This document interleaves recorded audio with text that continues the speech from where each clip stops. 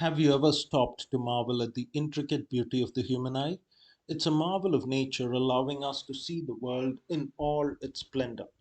But for some, this gift of sight is marred by a condition known as Leber congenital amaurosis, or LCA, a rare genetic disorder causing severe vision loss from birth.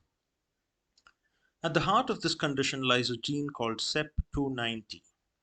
Mutations in this gene disrupt the delicate machinery of vision, leading to the progressive deterioration of retinal cells.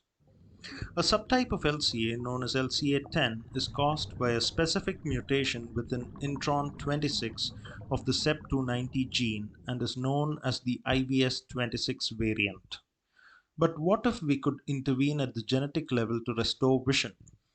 Enter EDIT 101, a groundbreaking treatment designed to tackle LCA10.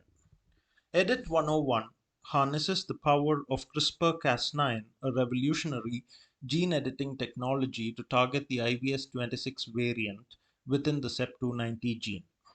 In a pioneering phase 1-2 trial funded by Editas Medicine and others, researchers administered EDIT 101 via subretinal injection to individuals with CEP290 associated LCA. Results published in the New England Journal of Medicine have shown the safety of the procedure with no serious side effects.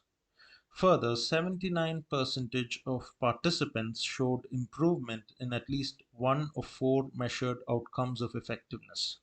The four outcomes included visual acuity, sensitivity to red light, a mobility test, and vision related quality of life. The safety and efficacy demonstrated in this study paved the way for further research into CRISPR-Cas9 gene editing as a promising treatment for inherited retinal degenerations.